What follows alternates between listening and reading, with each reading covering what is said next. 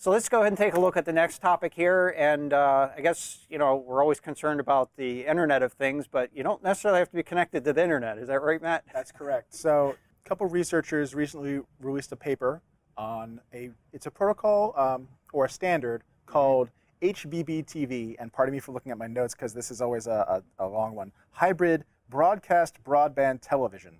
So it's a standard for pushing web content, basically, through a broadcast signal. And it can be done in two ways. One, which is it just includes a link, and then if the TV is connected to the internet, it can go and retrieve that by itself, or the content can be pushed over the airwaves. Now, it's that second case that we're worried about here. The problem is that when you're usually connecting to a web server on the internet, there's something called same origin policy. And same origin policy is basically a way for a browser to treat information separately for different sites that you're visiting. So if I'm at Facebook over here and I'm over at some other site, that other site, because it's not under facebook.com, it can't read anything that I'm doing with Facebook. It can't see the username and password I'm entering. It can't read my cookie, my session, any of that. But that's done because you know the individual servers.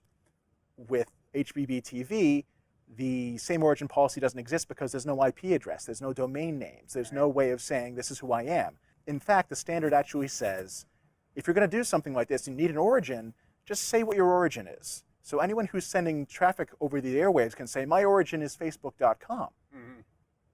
And you see where the problem is. There's no way to validate that. You really need a two-way exchange in order to really validate who you're talking to. Exactly. So they're calling this the red button attack, which is because a lot of CVs, if you have a remote that has a red button, that's usually your internet functions. And the idea is that since you can define your own origin and inject your own content over the airwaves, you can steal things that are happening on people's machines, other people's smart TV sets. To be fair, some TVs have two different browser instances running. So if I have one browser instance for my Facebook application on my television and one for HbbTV content, those are hopefully separated enough that it's not a problem. But that's an implementation detail that you'd have to know for each manufacturer. Right. I can't help it to get overly simplistic about this, but this kind of reminds me of way back in basic computing, where they talk about the von Neumann model and they make a clear separation of data from software. And now we've blurred the things together, and so we have all these little problems that pop up because of that.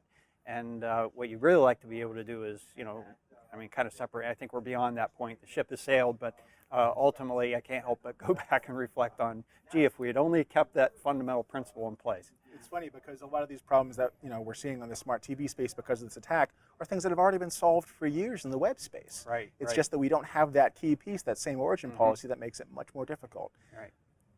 So go ahead, Jim. I was going to say, is this? I'm not familiar with this protocol, but is it supported by most smart TVs, or is it? From what I've heard, it has a lot more traction in Europe. I don't know any specific manufacturers that support it, but I hear it is more popular there than it is in the US. And do you need to have some proximity to the TV in order to inject this? Because it's an over-there kind of protocol, right? So the attack model that they presented in the paper suggests that the attacker would have some sort of malicious antenna in the nearby area, and you'd get it directly over the air, so they're broadcasting and your TV's picking it right up.